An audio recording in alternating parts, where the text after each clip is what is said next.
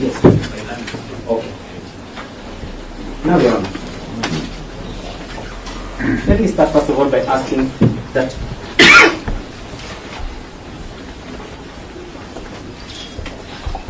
let me request that the court, first of all, Your Honor, grants bail to the accused, I mean to the respondent in this matter. Please grant him. And I'll be requesting the court very humbly to do so.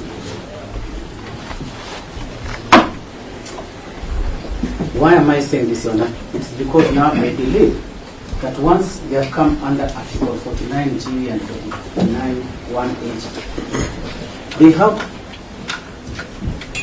an obligation to give you compelling reasons. It's an obligation. It is nothing less than that.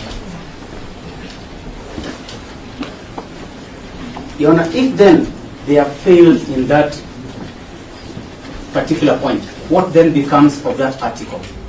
Doesn't it become absolute once they fail? And I'm saying they have failed at least miserably. Why am I saying this, Your Honor? Because if you look at Article 49, and this one was also in the Republic versus Ojwang case, the court has indicated what is supposed to be a compelling reason.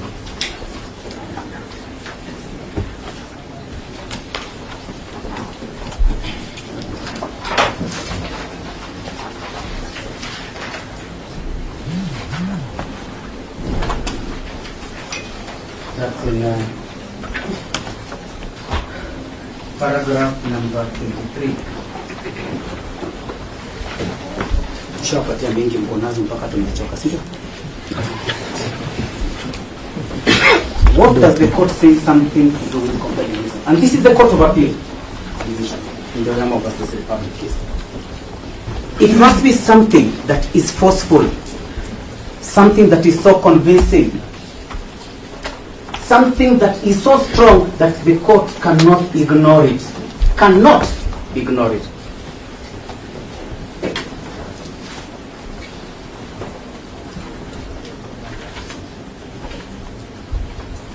Now, Your Honor, once we have seen that, then the state has come and told you they want the suspect or the respondent to be in custody because they want to investigate or they don't have access to his phones. What they did not tell you is that he gave them the passwords and they're keeping quiet about it. And if they want the password, we can give it here in court now, so that that point, ya kutaka simu, is out of the window. Let's finish that one. It's a simple thing, a 1-minute thing, doesn't need 21 days. They tell you that there are CCTVs that are within Central Police Station.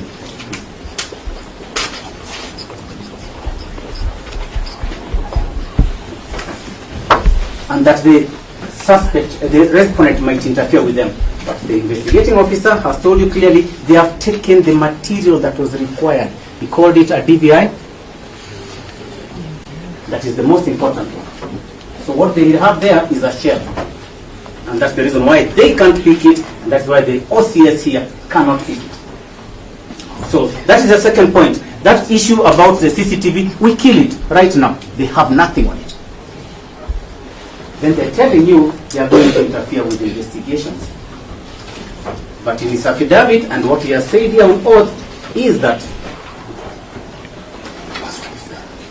in fact, I've given him a password. Take a password. It's not about the password. Leave the court. Just confirm. It's not about the password. They're telling you. Yes, Your Honor. The issue is not about the SIM or the password. It requires a lot of things. No. Your participation. I'm running the show now. Okay. Now, they are telling you about witnesses. They are not telling you in the affidavit which witnesses, but they are telling you something else that is imaginary, that they are yet to get some other witnesses who they are going to record their statements. What does that show you, Your Honor? That the OCS does not have the names of those witnesses or does not know them. Does not know them.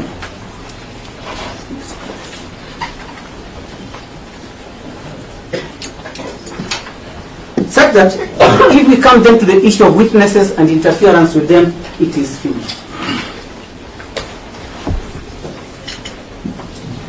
One of the reasons that the court wants to grant bail to an accused person is whether he's going to appear in court or will appear where is required. Why is this important? Let us look at the antecedents of the respondent here.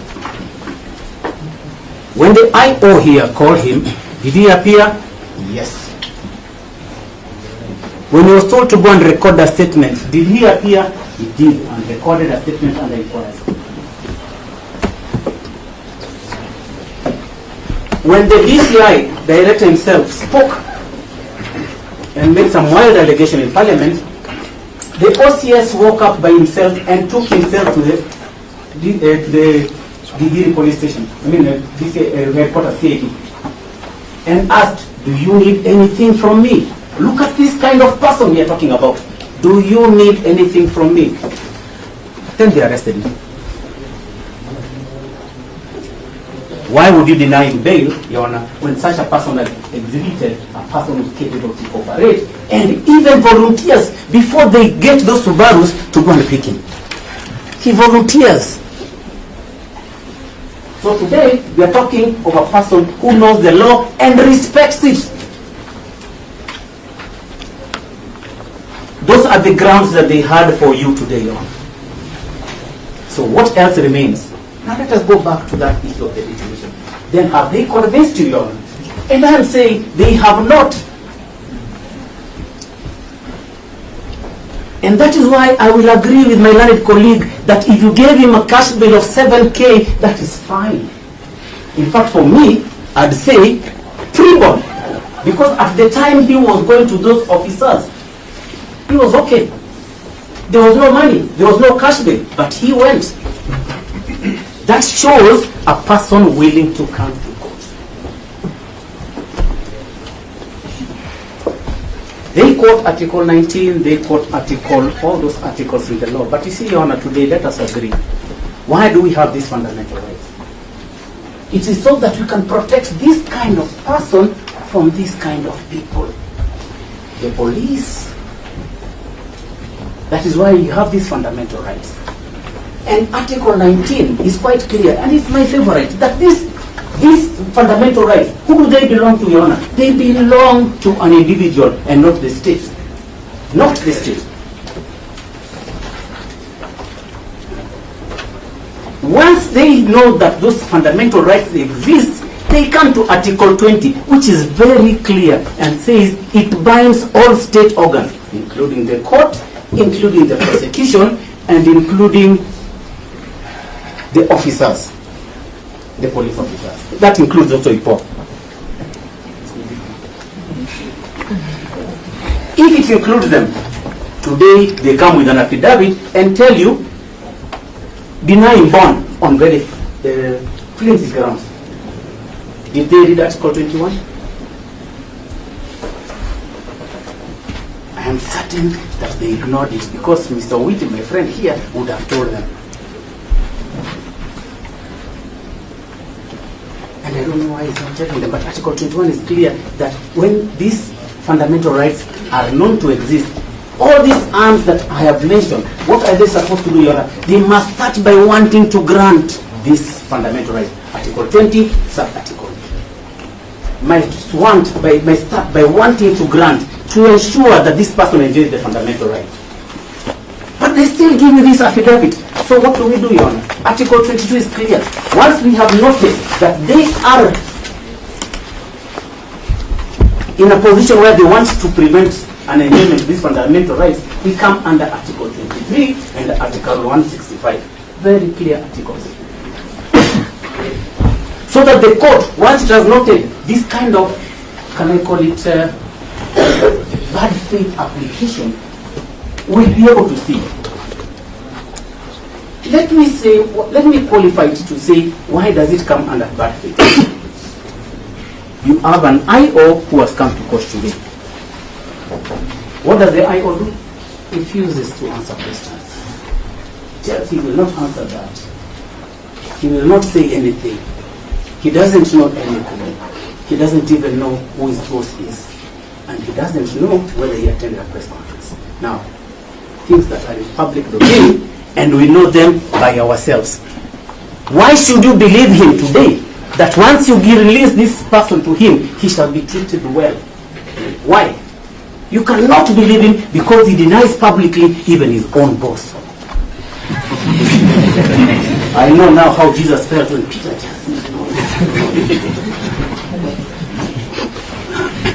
and then, Yona, if that is a position, and then they come and tell you, oh, this, the public order and issues like that, and that the safety of this person depends on them keeping him in custody.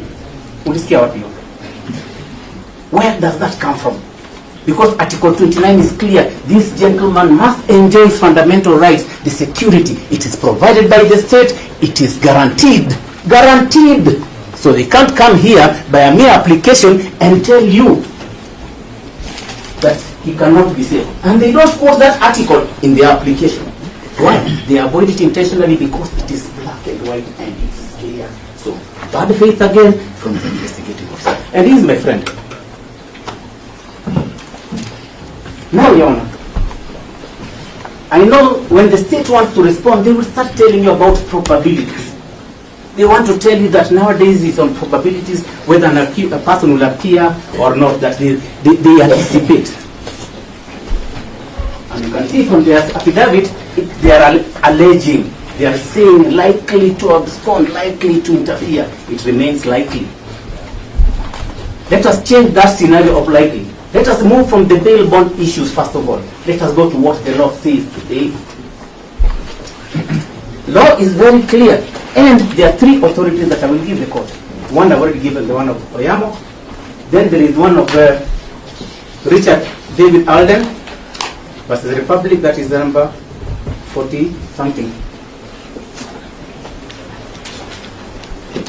Oh, you see, I'm even so confusing myself here. Richard Alden versus the Republic, that is the High Court case number 48 of 2016. And then the other one is White Sagarai versus the Republic. That is number 61 of 2012 before the High Court. Proudly, let me say that I appeared in the matters. What did the court say when somebody makes an allegation to do with somebody is going to interfere? The court did not say probably. The court said must put evidence, must show something, must produce something. Why? Because if we were to leave it to imagination, the sky would be the limit.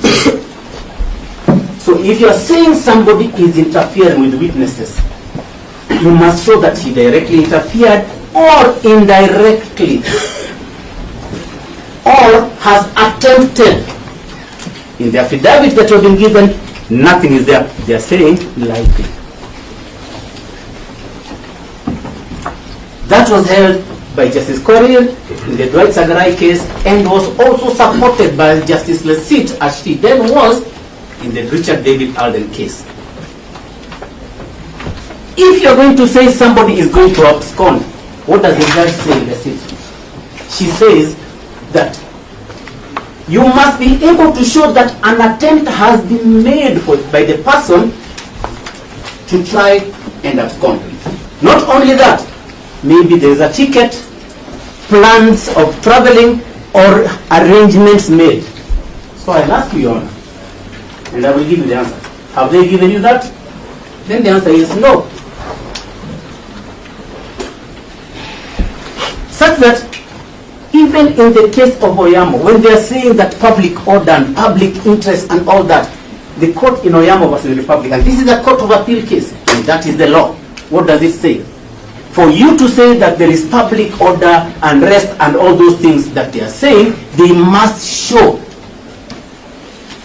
All this unrest that has been going on has not been because of the OCS. Tuesday, tomorrow, there will be an amendment in reference to somebody else. Not him. You know, we hope that goes on record. That matter of fact, we hope goes on record. Your Honor, it's even on social media, and let me tell you why they can't tell me not to say anything about social media. In his affidavit, he said they got these issues from social media. You know, Don't shut me up. if that counsel can go to social media, we just asking the court that as he says it from social media, please record it for us, we will use it. Yes, Your Honor. And if that is the position that they are going to say and they are going to use it, let me tell you, Your Honor, it was not in relation to the OCS. It must be mentioned that it is the OCS and it must be accurate. Let us not generalize. That is why that law has never been overturned. Until today, it has never been overturned. So, what then does that leave the prosecution with? An empty shell, Your Honor. Today, they have come to this court, not, as I said, to do this case in a proper manner, but in bad faith, which have demonstrated, and an affidavit that does not meet the requirements of Article 49, and at least what they will come out from with here is that at least I've given them a definition of compelling reasons. Yes.